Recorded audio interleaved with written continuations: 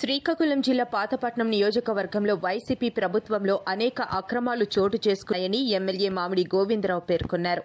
Visakhapatnam collector ఆఫీసులో revenue మంత్రి సత్యప్రసాద్ ఆధ్వర్యంలో నిర్వహించిన రెవెన్యూ సదస్సులో పాల్గొన్న ఎమ్మెల్యే ఎంజీఆర్ మాట్లాడుతూ పాతపట్నంలో హైస్కూల్ స్థలం సైతం కబ్జా చేశారని ఆవేదన చెందారు.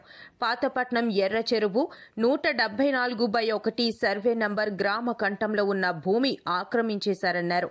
విలువైన ప్రభుత్వం స్వాధీనం చేసుకోవాలని ఎంజీఆర్ అన్నారు. జగనన్న కాలనీల అవినీతిపై చర్యలు చేపట్టాల్సిన అవసరం ఉందన్నారు. గత ప్రభుత్వ హయాంలో ప్రభుత్వ స్థలాల ఆక్రమణలను ఇప్పటి వరకు నిర్ధారించిన వాటిని తక్షణమే అక్రమార్కులను తొలగించాలని కోరారు. ఇండస్ట్రియల్ కారిడార్ ఏర్పాటుకు త్వరితగతిన భూములను కేటాయించాలన్నారు.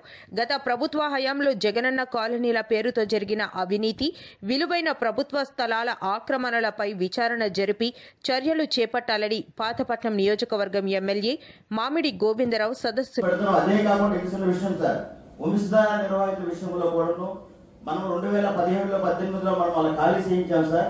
చాలా మంది కూడా వాళ్ళు భూములు త్యాగం చేశారు. గత ప్రభుత్వం వాళ్ళకు మోసం చేసి 2013 చట్టం అమలు చేస్తామని చెప్పి వాళ్ళకు కూడా మోసం చేసి వాళ్ళకి గత ప్రభుత్వంలో ప్రతి ఒక్క అభ్యర్థి కూడా ₹1,00,000 ఇచ్చి చాలా మందికి వాళ్ళకి సంబంధించిన వ్యక్తులకు ఇచ్చి చాలా మందికి ఇవ్వకుండా పెండింగ్ లో పెట్టున్నారు సార్.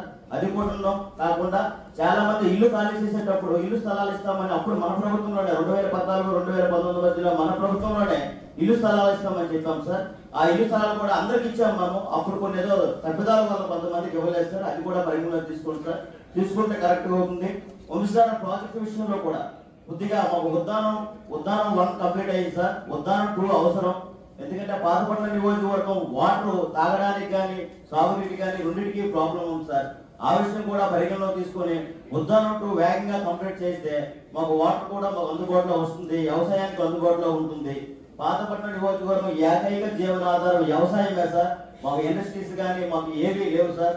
తమరు దయచేసి ఈ విషయంలో కొద్దిగా కేర్ తీసుకుంటారని కోరుకుంటున్నాను సార్.